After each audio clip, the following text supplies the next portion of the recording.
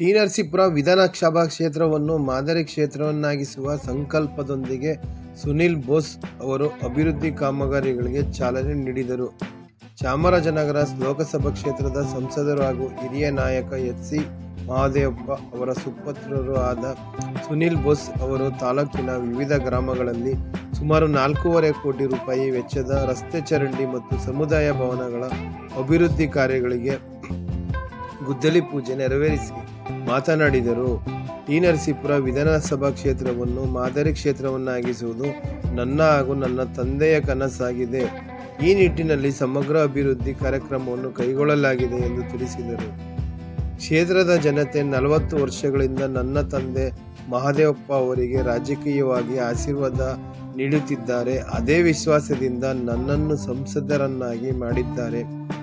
ಆದ್ದರಿಂದ ಈ ಕ್ಷೇತ್ರದ ಅಭಿವೃದ್ಧಿಗೆ ನಾವು ಎಷ್ಟೇ ಕೆಲಸ ಮಾಡಿದರೂ ಕಡಿಮೆಯೇ ಎಂದು ಸುನಿಲ್ ಬೋಸ್ ಅಭಿಪ್ರಾಯಪಟ್ಟರು.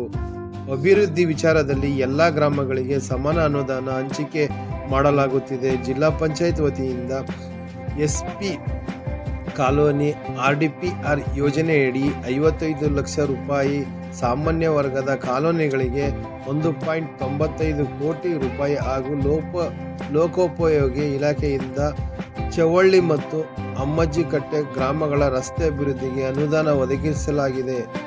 ಒಟ್ಟಾರೆ ಸುಮಾರು 4.5 ಕೋಟಿ ರೂಪಾಯಿ ಮೊತ್ತದ ವಿವಿಧ ಕಾಮಗಾರಿಗಳಿಗೆ ಭೂಮಿ ಪೂಜೆ ನೆರವೇರಿಸಲಾಗಿದೆ ಎಂದು ತಿಳಿಸಿದರು.